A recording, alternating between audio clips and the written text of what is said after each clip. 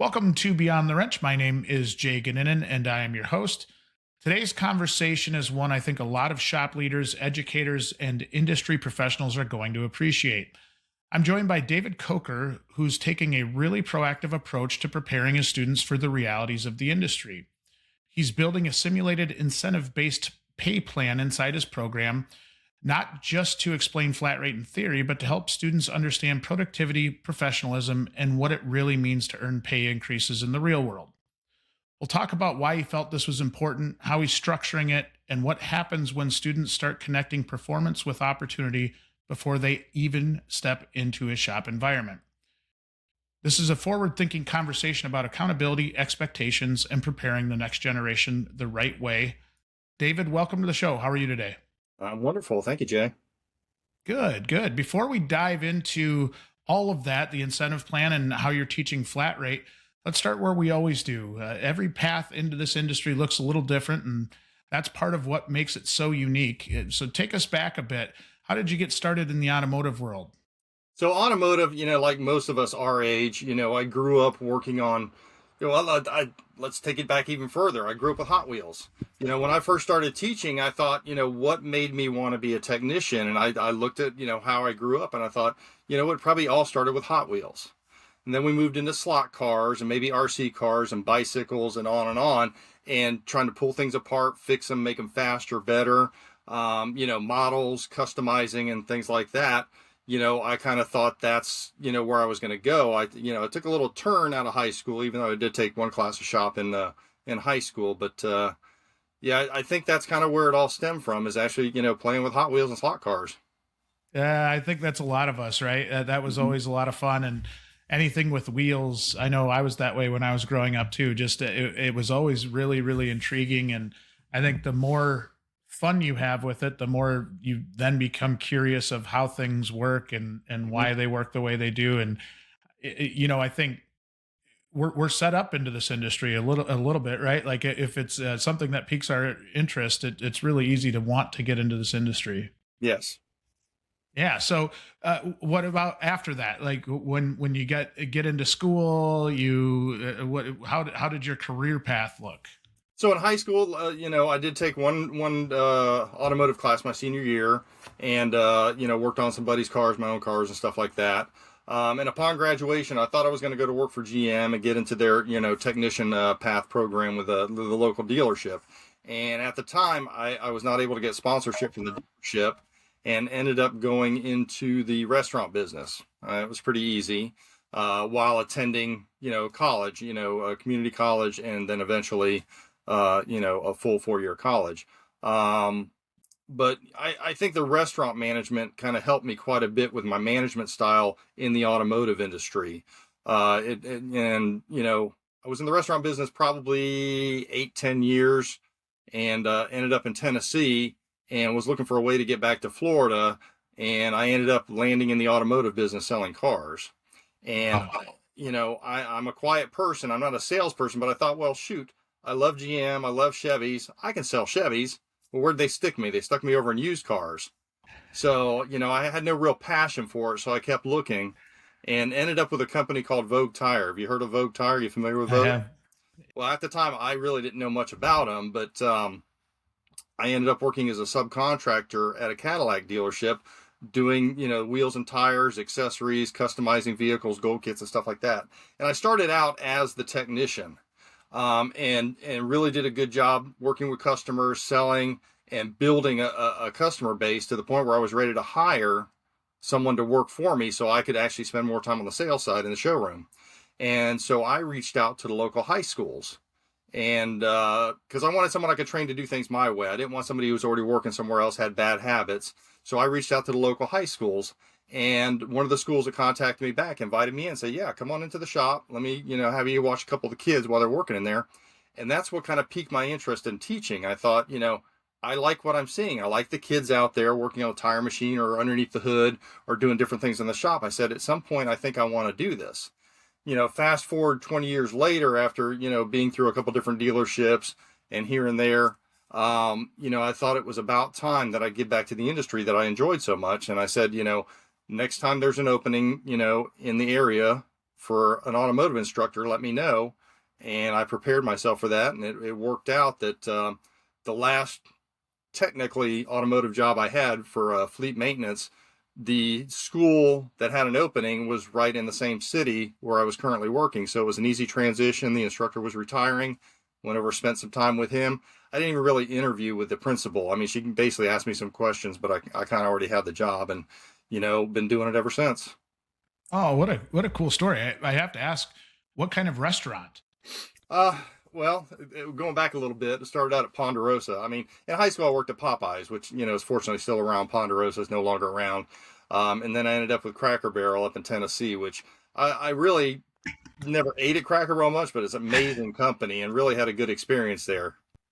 Yeah, I loved Ponderosa when I was growing up. The buffet style, that was a big treat for me. I know when I was probably in middle school, that was the place for me. If you could ask me anywhere I wanted to go, Ponderosa was it. I love that place. But that is interesting. And then so you come back down to Florida, and the position for the teacher opens up. The teaching position opens up. Mm-hmm.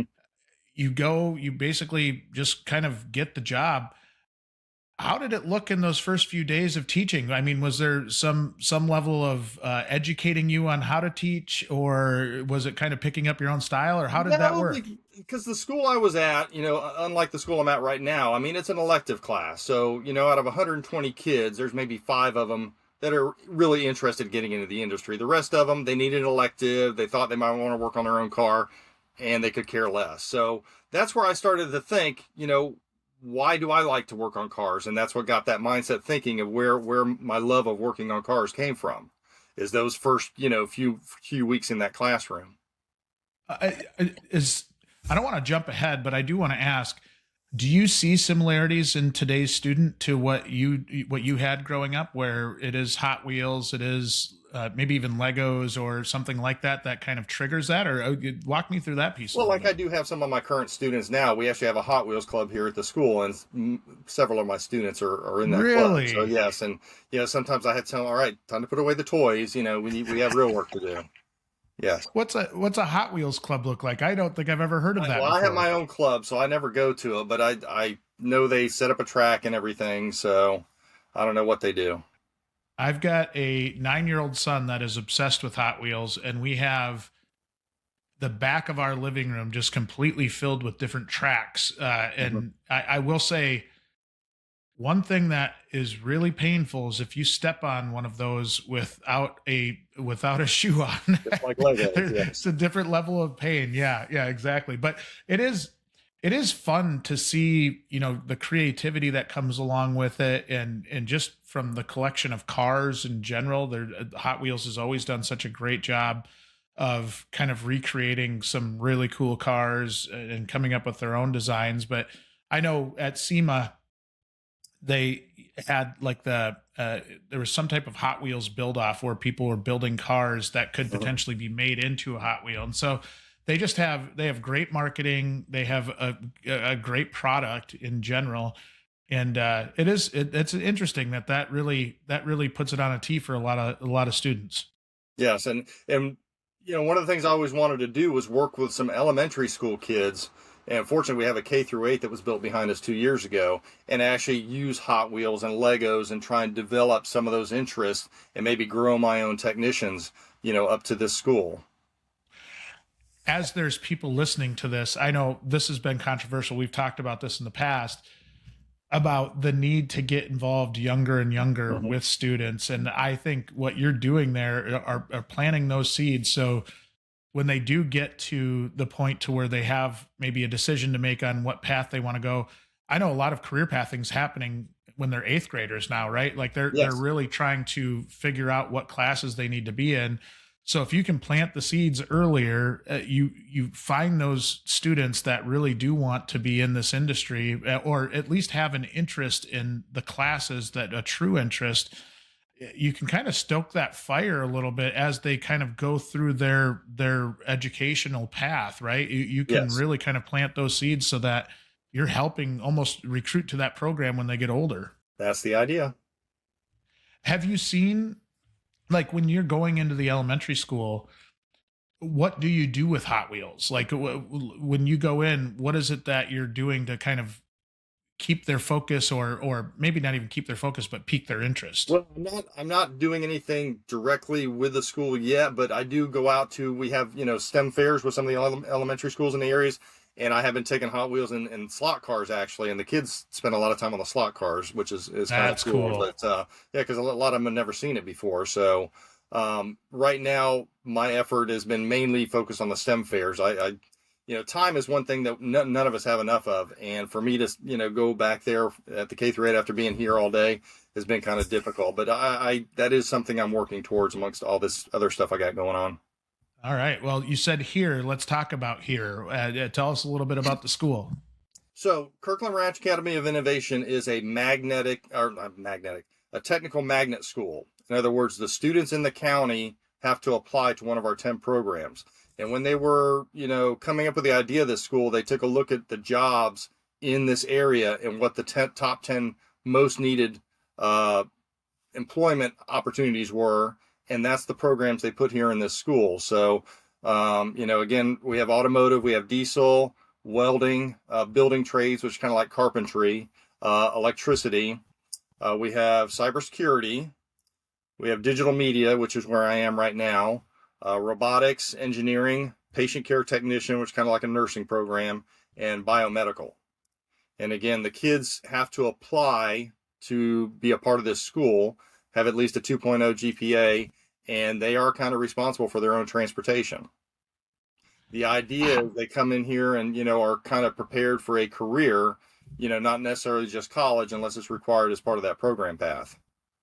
That is fascinating. So, how many schools are in your general area that like have students that could apply to come? I mean, we probably have 3 to 4 main schools that we draw from, middle schools, a ton of elementary schools. We recently opened up a school called Angeline Academy, which is in Central Pasco, similar to ours, but not the same programs, not as many programs. And then we have more of a traditional high school with an adult education program over in West Pasco, and a little bit different as well. So we're kind of unique, but we have had over the past 4 years that we've been open, a lot of districts come in and take a look at how we set things up, ask us questions, what we would do differently and all that, and trying to model what they're building based on what we did here. And so what grades are you touching then? Which grades are you teaching? So we're high school, 9th through 12th. All our program classes are downstairs. We're kind of in a big circle, and all the core curriculum classes are upstairs. That is really cool. Now, when a student applies, you mentioned that they have to have at least a 2.0 GPA. Mm-hmm. What else do they do to be able to get in or get accepted? Because is it something where there's going to be a wait list, or there's going to be people that don't get in? There's wait lists. So they ask the students to put your first 3 choices in, which I always had kind of an issue with, because again, if you want automotive and they stick you in cybersecurity, are you really going to be focused on what you're doing here? I mean, yes, there are advantages to taking your core curriculum classes here as well, and we do have some students that, irregardless of what program they're in, they're going to try and, make it here. But it's kind of a lottery system. So that part right there is really fascinating to me. So is it prioritizing the students that put it as their first option that get like first crack at it, or is it kind of a mixture of It's probably a mixture of both. I mean, okay. For example, the K through 8 behind us, I've heard that students who attend there do have a little bit of extra priority if they apply here. I've also heard that, well, no, we have to be fair to all students, so it's an equal lottery process. So, it's just a matter of applying, and, as long as you got the GPA, you can you may be chosen. That's got to be a challenge in and of itself, right? Because if you've got students that want to get into the program but can't necessarily get into the program, and then like you said, we have the same issue up here in Wisconsin too with some of our schools, and some of it is due to I don't know how your scheduling works down there, but we use a block scheduling approach at a lot of the schools, and it's ended up with an ag class at this one school that specifically that I work with, where they've got kids that aren't interested in the program that are in the class, and then kids that are interested in the program but get put in a different class. And I think it's a unique challenge, but it's one that hopefully we as industry and education can kind of work together on to try and figure some stuff out. Because I do get the sense, like, you almost exactly what you were saying, where if you get a kid in that doesn't necessarily have that as their top interest but needs to go pick a path, if that's kind of preventing a student that is interested in it from being in the class, like that, to me that's an issue. And so, like, just being able to find maybe ways, maybe that's a good question for you. Do you have any advice for industry folks on how to approach their schools with that conversation? Is it talking to them at an admin level? Is it like, any ideas there? It would almost have to be a district level, and I really never thought about it from the industry standpoint. I've always thought about it from the education standpoint. That, we talked when we first opened that it would be great if either the first year the students are here, that they are not tied to a specific program, but that first year they rotate around to all the programs and we figure out where they fit. Or, maybe between their 7th and their 8th grade year, we do a summer program where they come in and experience all the programs for 2-3 days before they apply, so they kind of know. And unfortunately, we really haven't gotten motivated to do either of those, even though we keep having the conversations. But, again, from the district perspective, again, in order to provide equal opportunities for all students, I don't know how much they're willing to bend that at all. Because, again, like a pre-interview process, or, something ahead of time to where the students make sure that's where they need to be, so it doesn't take away from somebody who could be successful in that program. I would also love to tie that to some form of job shadowing or work experience as well, right? Even with some of the younger students, just to get in and see, does this truly interest you? Is this something that you truly are interested in? And, I think the more you can do that, the more of a favor you're doing for the student. Because we get this in our, I'm sure you see it too, where we'll get a student that goes maybe through a high school program, then goes into a tech school program, spends a couple years in the industry, doesn't like it, and then leaves.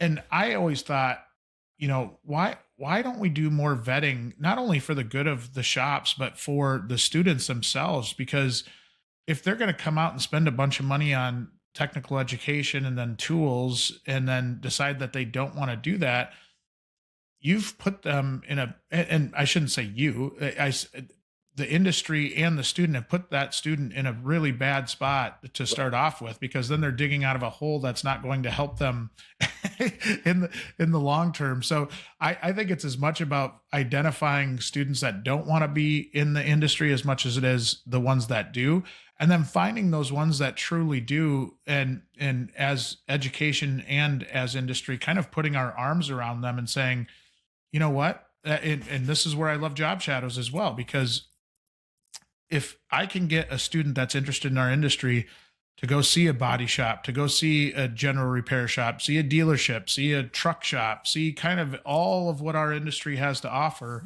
and then identify what makes them the happiest, or what looks the most fun to them, or just really kind of, what really appeals to them, I think they've got a better shot at being more successful when they do come into our industry. So I sorry to get on my soapbox there, but it is one of those things where I'm like, industry, we could help these schools out by getting more exposure to young people. And then also just being involved with your school district, because if you sense that you're having some struggles getting the right kids into a program, hopefully that drives a conversation with administration, school board, teachers, whoever it might be, to try and right the path. Otherwise, you're kind of going down the wrong path for a long time. Right, because that is the whole reason I'm here. That's the reason I got into it. We need kids in the industry, and not just kids who can change parts, but really understand what they're doing and can keep up with the newer technology. And I think it is coming back around where, the education system realizes that. But, again, that's why I'm here. I'm not here to babysit a student who wants to work on his own car. We need kids working. So, my target is to have my students working their senior year in an internship or a job. Half my seniors last year, even though it was only 12 seniors, half of them were working in industry by the time they graduated. Are you fighting any resistance to employers with the under 18 stuff. That's something we see as a struggle in a It's lot of getting areas throughout the country. it's getting better. Here Good. locally, we have a couple dealerships that have found a way to work with their insurance carriers to do that. Yes, it's still in certain situations, it is still an issue. Like, for example, within the district, our own, bus garage transportation department, I think they have to be 18 before they could do it. But I was like, you have a captive audience here. If there's a way we could work an internship with our diesel students and the bus garage, you might have better success, keeping some technicians there. I love that you said that you're starting to see that change a little bit, because I'm seeing the same thing too, right? Where you've had, especially dealerships and some of the bigger dealership groups have been historically just opposed to bringing anybody under 18 in. And the excuse for that oftentimes is because of insurance. What Yes. I hope either this conversation or other conversations we have, I hope what it does is drive a conversation between these groups and their insurance folks to say, hey, listen, we've got to figure out a way to kind of allow these younger people in so that we can get them better training earlier. We can get them more exposure earlier. And, I think, I've said this in a lot of content that we've done, but when I was in the dealership world, I put myself at fault for that, because the ownership group that I worked for just said, I was like, man, I'd love to put together a youth apprenticeship program and do this the right way. And they said, well, we can't bring anybody under 18 in. And I said, why? And they said, well, because of insurance. And I left it at that. Right. And looking back in my career, I wish I would have said, well, can I talk to the insurance people? And can I get a better understanding of why, or maybe what the restrictions are truly? And is it just a blanket, you can't hire anybody under 18, or is there, you can, and there's these restrictions? I just wish I would have had a better understanding of it when I was on the industry side. And one of the things, again, we have a lot of support here locally from the dealerships. They've been great, and they're really behind what we're doing here at the school. But I think we're really set up for working with the community and the industry and bringing them in and working with our students. And, maybe if you can't have them at 18 until they're 18 at the dealership, come in and work with them here where they're covered while they're here on campus, and build that relationship. And then maybe you will have that student when they graduate, when they're ready, instead of losing them to McDonald's or, some other place where they're making $15 an hour to start. Is that something you're seeing too? I mean, obviously there's competitive pressures for our youth and getting, they have options for jobs, right? It's Right. not just us looking for these people. It's everybody looking for these people. And you know what, if Amazon's paying them $20 an hour in high school or $18 an hour in high school, I remember myself as a kid, I sure would like a nicer car, and I'd sure like to be able to go out with my friends and be able to afford going out to Pizza Hut or wherever you were going. Do you see that still with students, where that entry level wage is still pretty important? To a certain extent, but I think a lot of the dealers that I talk to are doing something similar to what I used to do. I always used to do like, an hourly with an entry level technician with a flagging incentive, kind of a hybrid pay plan. And I think a lot of them are doing something like that. So there is an incentive for them to learn and get their skills up and their productivity up, instead of just getting by on $15 an hour. Because, to be fair, that is kind of a good starting wage for somebody, I think, in this industry still. Yeah. But yes, if they have the opportunity to generate more, if they are, better prepared, I think that works very well for them. I agree with that. How about like when you get a student into a shop, are you seeing them take mentorship a little more seriously now Oh, as yes. well? Oh, yes. Yeah. Yeah, I've been very happy with what I've seen, because, I've had students that I send out, and then I think they're really good. Maybe not as a technician, but maybe as a parts person or a service advisor. And what I've seen is these dealers will bring in a new student, and they'll work them through all the different areas in the dealership, so they get a feel for everything and kind of figure out where they might best fit, which is perfect. That's exactly how it should be. I love that. I'm a big believer in even an experienced tech doing that same thing, right? Like when you hire an experienced tech, have them spend some time in different departments, or, if they're in an independent shop, go spend some time sitting by the service manager or the service writers, or in a dealership, same thing, like go around to the different departments. And I think at times that helps give that person a better perception of Oh, what that yes. service manager is doing as well, right? It's not just Yes. them sitting and playing on their computer all day. Like there's a lot of a lot of pressure on that position, and then a lot of uncomfortable conversations. So I think it gives. I don't think I've ever met a technician that moved to a management position that didn't say, "This is way harder than I thought it would would have been." So giving that exposure at a younger age, I think, is a really, really smart idea. Yes, absolutely. If you're an automotive, diesel, or collision instructor, or an educator helping students explore these careers, this is for you. Building relationships with local shops takes time, and knowing who's willing to help isn't always clear. ASE Connects, in partnership with WrenchWay, brings schools and industry together on one easy online platform at no cost for schools. At the heart of ASE Connects is School Assist, the online resource that lets you post exactly what your program needs.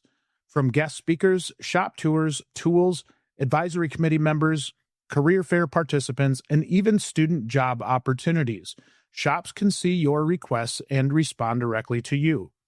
You'll also get access to instructor-focused resources, webinars, and templates designed to save time and strengthen industry partnerships. Even if your school doesn't have a formal auto or diesel program, you can still participate to help connect interested students with real-world opportunities. ASE Connects is free for schools. Get started at wrenchway.com/solutions/schools or use the link in the show notes. So you're doing so much to prepare your students for the real world, right? And getting into a shop. In a lot of cases, we have flat rate shops, shops that are paying their technicians on flat rate. You found it important to educate your students a little bit more on the flat rate system. Talk to me a little bit about that. Why did you feel like this was important for you to maybe better educate these folks? Well, there was a lot of different reasons, but I mean, flat rate, unless you're actually working within it, I think sometimes it's a little hard to understand. And I wanted the students to understand, we get a vehicle in, do a diagnosis on it, present it to the customer. What is that, 1.3 or whatever, what does that mean? And for me, I've always told the kids, to me, your grade in this class is not important. I mean, yes, it should be a reflection of how your performance is in this class. But at the end of the day, when you graduate, if you're going into this industry, most employers probably aren't going to care, if you got a C or a B or whatever. To me, what you produce and how your employability characteristics are where you're in the class is kind of more important, because ultimately you will be working for somebody. At least I hope most of them will be, unless they think they're all going to be, internet famous and work for themselves. But, I kind of wanted to offer something different, because I don't want you to do it for a grade. I want you to do it for yourself. And I've been reflecting a lot more on time. Time is the most valuable resource they have, and they should be investing it in themselves instead of on social media. And I thought this might be a good way to kind of incorporate, some type of grading performance system along with some type of incentive, and get them to think about it, think about how they're spending their time and investing their time. All right. Well, walk me through the system and how you're teaching them. So the idea is anything that they do related to being in my classroom, whether it's, online curriculum, whether it's cleaning, whether it's working on a vehicle, whether they're working on a trainer, anything they do related to my classroom and shop should have a time associated with it. And that's probably been the biggest slowdown of me getting this firmly in place, is trying to figure out what that looks like. Because, each class is 50 minutes. And so I'm kind of starting out with, well, that's 8/10 of an hour. So if you're fully productive for that class period, that should be at least 8/10 an hour, depending upon what you're doing. At the end of the week, that comes out to 4.6 approximately hours. And so that's productive time that you have available to you. It's up to you how you best use that time. And so, I want to have things available that they can either do in the shop or in the classroom, or, something that they have to take the initiative to do, but ultimately they will see a reward by doing that the more productive they are. So, there may be some deductions for, if you're on your phone or your language or communication, different things that we may penalize it a little bit. Or, for example, you're working on a vehicle, you're in a bad habit of setting tools up on the cowl area and we lose a tool. That's going to get deducted from your pay. So the idea is we take, whatever hours you generated that week, we multiply it times a labor rate of $1 per hour. And so at the end of the week, if you've worked that 4.6 hours or even more, if you're more productive, you may have $5-10. The other component of it is their ASEs, a little incentive for them to pass their student level ASE certification. So just like in the shop, you pass an ASE, we're going to bump you up $1. So instead of being at 15 an hour, you're going to be at 16 an hour.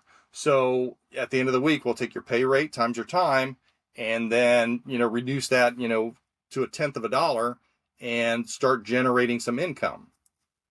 And, go ahead. This is awesome. Like, as you're talking through it, I absolutely love how you're tying everything to time and just teaching them how to prioritize their time, and that time matters, that you're not just coming in and milking the clock. Like Right. when you're in that shop environment, this is a very great way to kind of dip their toe in that water and be able to kind of teach them the right way. When you're looking at these tasks that get time allowed to them, how are you tracking it? So if they, if they clean off a workbench or whatever task you have them do, how do they track their time? So what I created years ago when I first came up with this idea and trying to get it going is I would actually create a worksheet, and it's based on the 3 C's. This is the cause. Shop is dirty. Vehicle needs inspection, whatever. What did you determine is the cause of that? And what's your correction? What did you do? And have a time down at the bottom and have it on a spreadsheet and just track it on a spreadsheet. I am trying to move that to digital within our learning management software, which I have not found a perfect system. But the past couple of weeks, I've been working on them doing a daily check-in quiz in our learning management system, just to get in the habit of them going on at the end of the period and logging what they did to kind of build that habit. So when it comes down to actually awarding a time to it, they don't miss it because they're in the habit of doing it. Have they started complaining about the time a lot? Yeah, I had to put a flat rate. Yeah, we're kind of not there yet. I said, I'm trying to build that habit now. So the next 9 weeks, I want to roll this out, and that way we can use this last 9 weeks to kind of work all the bugs out. So next school year, we have this in place, ready to go, and it works for everybody. In all seriousness, what is your system for coming up with the times? Because that is interesting, just in general. Well, like some of the online training, a lot of those actually have a time associated. We do a lot of Ford training, and when they finish the course, it gives them 3 hours or 1.5 hours or whatever. That would be, kind of an example where we would just fill that in. The online curriculum that I use, same thing. They finish a course, there'll be a time associated with it. Some of that we do have to generate. I mean, again, going back when I first came up with the idea, I had one of my students, I said, go out, I want you to go through one of the student boxes. I want you to pull all the tools out. I want you to clean them, make sure they're, in the proper box, proper space, everything's cleaned up. And we came up with a time. It took them about 3 hours. But, kind of break it down. So if we're going to try and do it within a class period, are we going to award, 50 minutes, 0.8, or are we going to do 1.5, or what are we going to do? We're still working on building those times for depending upon what the task is. Man, this is brilliant. I worked for a manufacturer for quite a few years, and I got to spend a lot of time in their warranty department, even though that wasn't my job. They just did a great job at training, where, just like we talked about before, you spend time in different areas of the company. Spent a lot of time in warranty, and then I was able to view the time study process really up close, and it was fascinating to me because they are doing it, they do it multiple times, and just to set a baseline, they do it multiple times. You'll hear technicians complain a lot about, well, they did that, but they did it on a perfect machine with no rust or no anything, like everything, all the tools were there. And so they have a valid complaint. But then what I thought was interesting was that then the manufacturer themselves was then looking at time studies constantly, right? So they're looking at how much time dealers were submitting, and really just trying to trying to identify like what is a fair time, and it's got to be fair to the OEM, and it's got to be fair to the dealer as well, and to the Mhm. technician. And there's just a lot of thought that goes into it. So the fact that you're going through this process and trying to even like work out the kinks with time, you're setting this platform up, or this system that I think is really really smart, because then it is top of mind constantly for these students. It's real world stuff that they're going to see. And even if they don't go into a flat rate environment, just understanding the importance of time and that everything is tracked, and that's not a bad thing. We're not trying to hold it over your head. It's this is what we need to be a good profitable shop. Mhm. It just man, I can't love this more. This is so cool. Yeah, the actual shop repairs, regular repair times. That's the easy part. I always explain to them, the first time you do anything, it's going to take you twice as long. And even some oil changes we get into now, it used to be point 0.3 or point 0.4 was pretty standard for an oil change. We did one the other day where it's actually point 0.5 in the labor time guide. And because we do have to be aware of some more things on newer cars as far as resetting oil life index and stuff like that. And I explained to the kids, even an oil change, we may take that time and we're not going to do point 0.3, point 0.4. We may do point 0.8 a full period, because I don't want you to skip anything. I want you to still follow the process. I want to make sure your area is clean where you're done, tools are put away, and I want you to take your time, because that's what you're here for. You're here to learn. You're here to make your mistakes. But again, we're not trying to turn things as quickly as possible. Yes, I do want you to be productive, but you can be productive in other ways. Let's not shortcut stuff. And kind of we'll typically just double the time in the labor time guide for anything they're doing for the first time.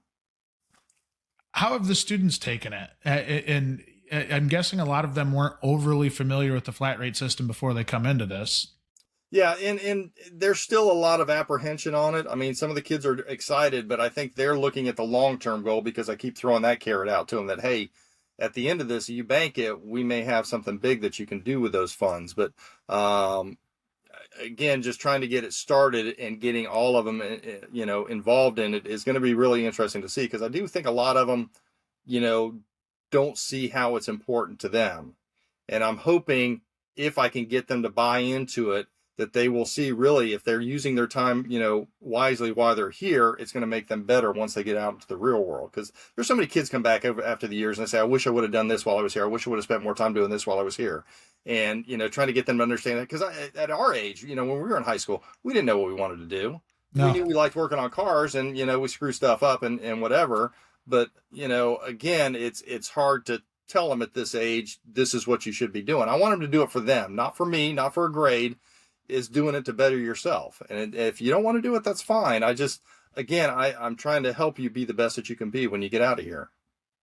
Well, and this introduction to flat rate, I think, is so important, because I think it's in the same boat as like diagnostic, right? Where it can be so intimidating for a young person. And, I went to tech school for automotive technology, and I just remember all the rumblings of like, oh, what happens when you get on flat rate, and like just the nervousness in general. And the more you can make somebody comfortable with the system and help them understand that you can, if you do this well, you can make a very very Yes. good living for yourself. And it's Oh just a yeah. matter of kind of taking that intimidation away from it, and then kind of getting them exposed to, it's a system, and this is how you work the system. This is how you best make the opportunity, or best make the best of an opportunity when you do get into a shop.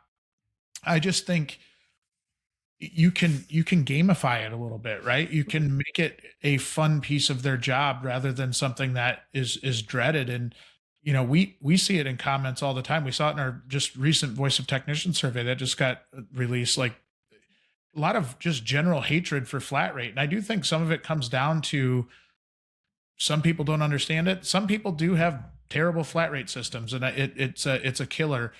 But there are a lot of technicians that absolutely love flat rate, and I've had them basically yell at me at times. Where like, if you ever take flat rate away from me, I'm out of here. And so I think the more you can educate somebody on a system, the more they understand it. And then if flat rate's not for them, there are shops that pay not that aren't flat rate, right? So maybe Oh that's yeah. the avenue you go. And if that's something where you feel like it's going to be too much pressure for you, go a different route. But if you have an understanding of it, I think you can make a really, really good living off of it.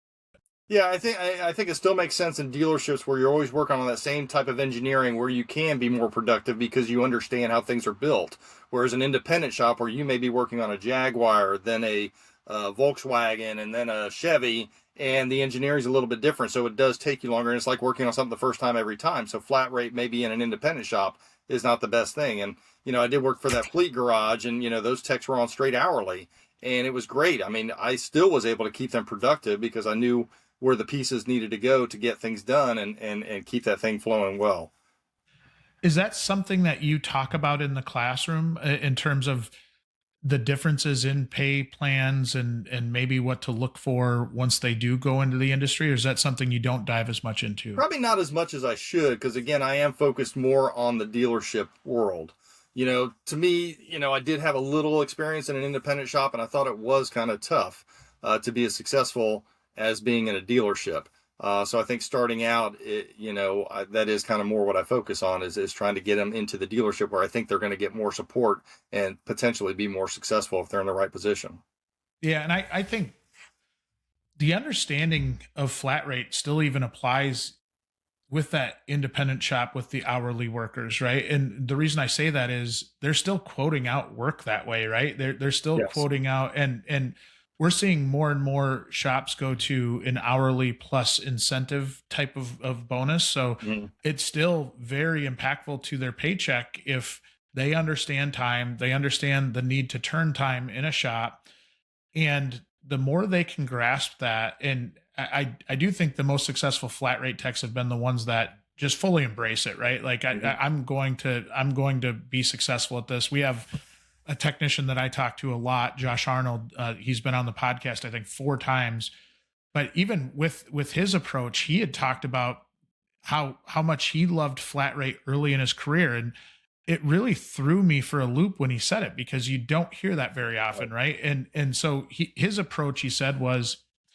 listen, the dealership was open for more hours than we had scheduled in the shop. And so if I got an engine job in and it was going to give me 10 hours to do this engine, I would go up to the service manager and say, hey, listen, this is going to take me 20 to 25 hours to do, but I'm going to do it slow because I want to learn the right way to do it the first time. And so he said, from his perspective, he didn't feel undue pressure because he was on the same page as his manager. There were hours over and above his working hours, so he could take some more time knowing that he's not going to get paid for all that time. But for him, he viewed it as education of, I'm going out Yeah. and I'm going to spend some time learning how to do this the right way, so the next time I do it, like you said, I'm going to do it a lot quicker. I'm going to have things efficiently laid out with my toolbox. Like I just everything kind of clicked for him. And I just thought that was such a unique, great approach to flat rate in a young person that I had not seen before. Yeah, he was investing in himself. Well, and that is one of the things in our industry I think we've got to look at a little bit differently from the technician's end, is that, if you are going to training, if you're doing some of this stuff that maybe you're not directly getting paid for, it's just like anything else. Like if you're not studying, you're not reading after you graduate, you're not trying to get better at your craft, you're going to struggle more. But if you have that growth mindset and you want to be a better technician, and you're going to take that webinar at 8 o'clock at night, or you're going to try to seek out that Saturday class, or like just something. It's crazy to me how much separation somebody that has that growth mindset can have from somebody that doesn't have that. And once they get into the field, they can separate themselves pretty quickly. Hmm. Yeah, and again, trying to get the kids to understand that, I want them to do it for themselves. I don't want them to do it for me. I don't want them to do it for a grade just because it's an assignment. I want you to really deep dive into it to improve yourself. And that's probably one of the toughest things that we have to overcome, because they are used to just doing things to prepare for a test and whatever. And that's why I say, to me, grades don't matter. I'm not worried about what your score is. You're going to make mistakes, you're going to fail, but that's how you learn. And I'm more concerned about that. feel like that should be education as a whole everywhere, right? Like Yes. yet we a lot of times will teach to the grade, or Hmm. you're teaching to try and pass a Teaching to the test, test. right? Instead of truly understanding what you're almost teaching them to memorize stuff rather than Right. try Right. to understand why they're doing something. Exactly. Exactly. I love that approach. Uh, Do you see like eh, have feedback from industry when they're looking at this? And I'm assuming, do you have an advisory committee Yes. ish? Yes. Again, the dealership group here has been very, supportive of our program. I'm just not real good about, because I've been there and I know how tough it is to step out of the dealership and take time away from what you should be doing. But it is kind of important. We do need to do it. I just hate to ask that of them, so I'm not real good about doing that as regularly as I should. But yes, I do. You're not alone. You're not alone there. And I've been on a lot of advisory committees over the course of my career, and it's hard to step out. It's hard to get away to do that. But I also think it's incredibly vital, incredibly important. And for you dealerships or shops that are listening out there, this is a way to give back, but also get benefit in the long run, right? Because this is your way to give real-time feedback. This is your way to get a better relationship with the school. And I've talked to a lot of schools about this, but the importance of having more than just one dealer, or more than just one shop, or more than one type of shop involved in the program is really, really important, because you want kind of that feedback from everybody. And what I've seen over the years, especially locally here and the ones that I've been involved in, is that the more schools get comfortable asking for stuff, the better the relationship is with the shops, right? Because then you're almost training the shops to get involved, and it's not an inconvenience, and it's really something they plan out. And I look at say, for example, a dealership, that relationship, you have to be on the same page as your dealer principal or your general manager, because if maybe you're that service manager that's going to go help a school out, and the shop is busy as can be, and then you're not there, Right. then you're getting in trouble, right? And Right. so if it's bought in from From your the top. executive team, Yes. and so when you're missing and it's really, really busy and you're missing for half a day, they understand why. And there's a plan in place to cover you. And I do think that part's very underrated, because if you're on the same page as your leadership team, Hmm. then there's no guilt. There's no, I think a lot of times we carry that guilt of like, we're not at the desk and people are freaking out, but you have to plan for that. And so, to me, it honestly breaks my heart that you feel that way about shops getting involved, because you don't want to bother them. Because from my perspective, industry, we've got to step up here. And to me, there's no excuses. Like we have to be involved with schools. We have to be able to bring resources. We have to be able to do these things to support the programs in a way to where they're not just struggling to get by, but they're thriving, and they are really they have all the resources they need. If they're struggling with something with administration or budgetary, like if we have to show up to a school board meeting, we're showing up to a school board meeting, like just all of the things that we need to do as an industry. Hmm. And I just never want a school to feel guilty about asking, right? Like Yeah. that's my big thing. Yeah. And again, I think that's more me because of my background. I know how important it is for me to be there and not miss things that maybe if I was there, I could have taken care of and addressed properly. But, again, local dealership community here is very supportive. And I'm sure, whenever I put it out there that, hey, we need to do an advisory committee meeting before the end of this semester, it's not going to be a problem. And I think one of the things that helps that in other schools that I've seen, because I am an ETL for ASE, so I go to many schools, and the schools that have a lot of members, yeah, you're not going to get all of them to every meeting, but you'll have enough to have a very productive meeting because you have so many people participating in that. Yeah. And I think when you get more people there, it drives better conversations in those advisory committee meetings too, right? Because then Yes. it feels like one person will say something. And even I think the beauty of it when you have a really good advisory committee is that you'll have competitors talking openly about stuff. And Mhm. I think maybe 20 years ago, I don't think that would have ever happened. So now you're starting to get them building up. And if their desire is to have a strong program, they're going to kind of put the swords down and hopefully help the program as a whole. And I think that's what's needed across the country. We've got to put the swords down and we've got to support these programs. Yeah, because we're all in the same situation. I mean, we need the kids in industry, so everybody kind of needs to work together to help us, do what's best for them. Yeah, I agree. So as we're talking, I do want to put a bow on the flat rate education side here. Any elements that you want to add to this as you build this program? Because I think you've got something here. I think you've got something really, really cool. So the only thing we didn't really touch is what the kids could use those funds for. And I came up with 5 categories. The easiest one is food and drink, because the kids are constantly running out to the vending machine. They come in with Polar Pops or Starbucks. They're trying to sneak out and go to McDonald's or Chick-fil-A or something for lunch. So that's an easy one, but I think that's really an area that I can show them, hey, if you hadn't to spend, $3 on this here, you would have this much down the road is where I want to go with that. But, when the kids pass all 10 of their ASEs, I get them a tool cart. And so I want to have an area where they can actually start purchasing tools. I'll have some tools that they can buy to start building that cart once they pass all 10 of their ASEs.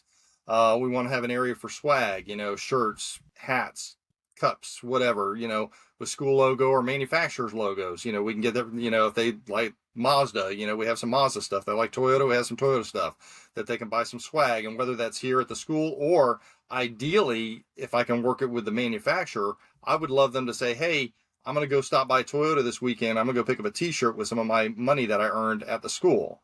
And so that's, starting to build that relationship with that dealership. Experiences, we have a local private track that I would love to, provide some of the kids the opportunity to use their funds down the road for that. Or whether it's movies, gift cards, whatever, some type of experiences.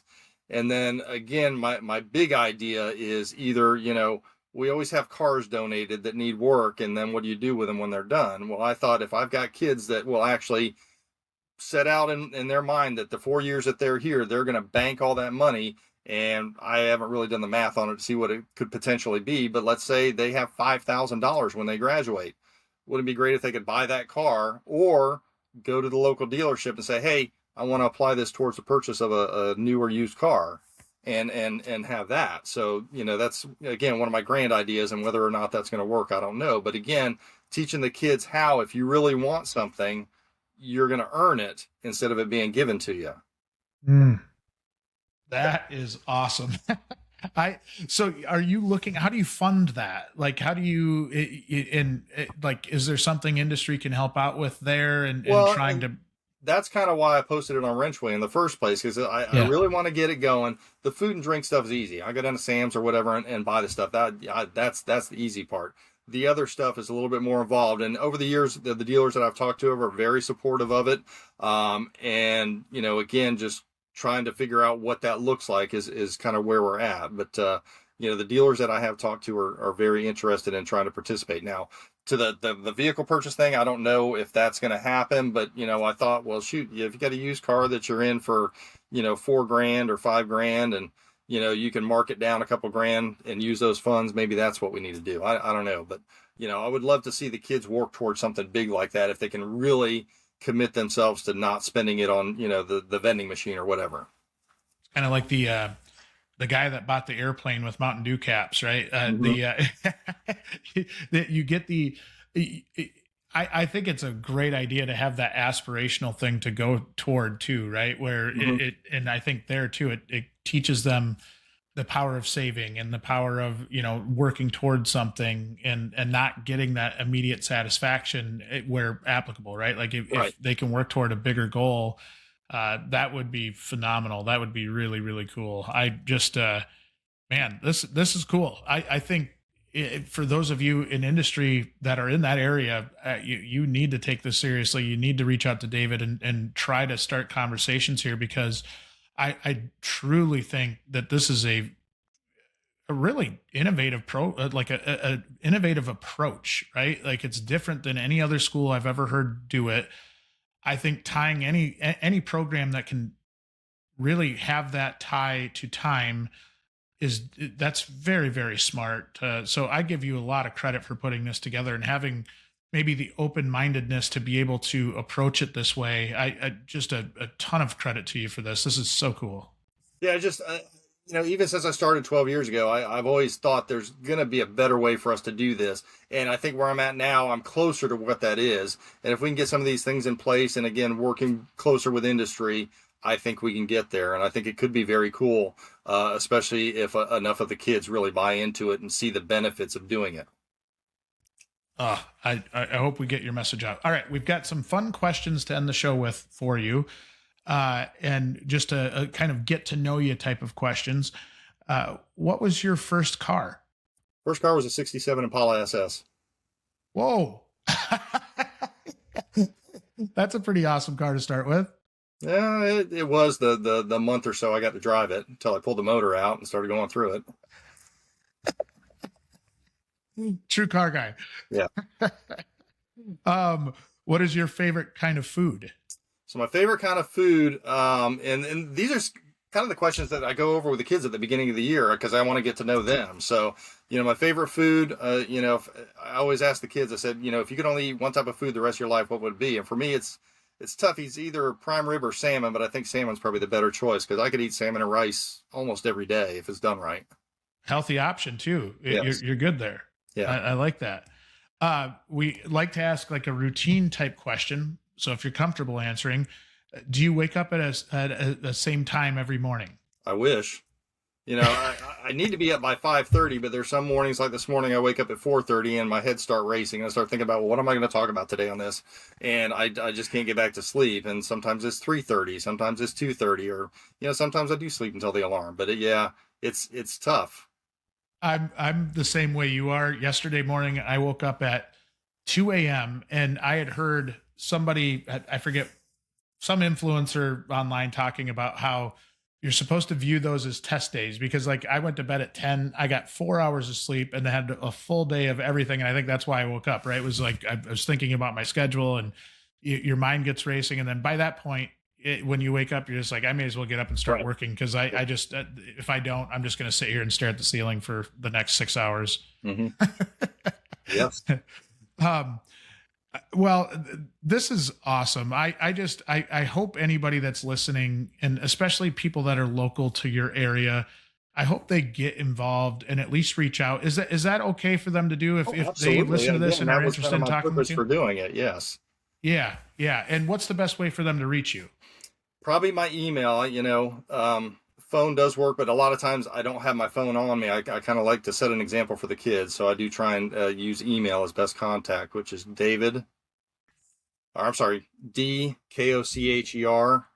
at pasco .k12.fl.us. And we'll get a link to that in the show notes so that if people want to reach out to you and want to participate in this program, they can do so.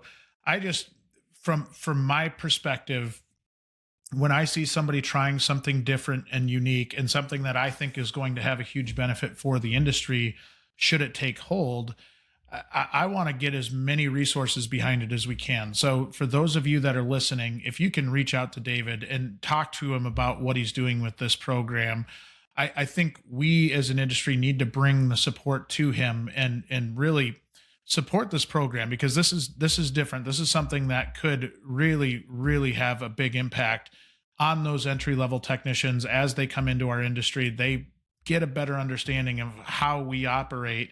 And I think it might set that stage for more success once they get in early on in their career. So David, it's been an absolute pleasure having you on. I hope we need to have a follow-up conversation to this in down the road so that we can kind of track the progress of this and continue to bring it the spotlight that it deserves. So kudos to you. Thanks for being on the show. Hope to do it again. Yeah, thank you. And again, we didn't get to talk about automotive history. So if we do talk about that. We could have a whole podcast just on that. We talked as we were kicking this off that David's a big car guy. I love automotive history and learning about the people that came before us in this industry. And my goodness, I feel terrible. We didn't get a chance to talk about any of that. So we got a lot to talk about yet. Yeah, because we have two Bricklands. You know what a Brickland is? I don't know what a Brickland is. Okay, so we'll save that for a later time. Well, thanks again for being on the show. Can't wait for the next time. Sounds good. That wraps up another episode of Beyond the Wrench. If you like this episode, please show your support by rating and following the podcast.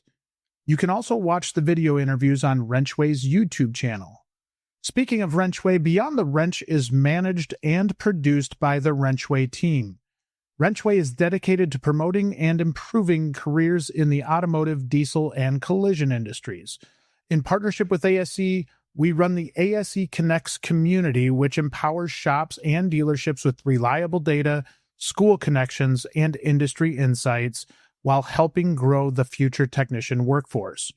You can learn more by visiting wrenchway.com.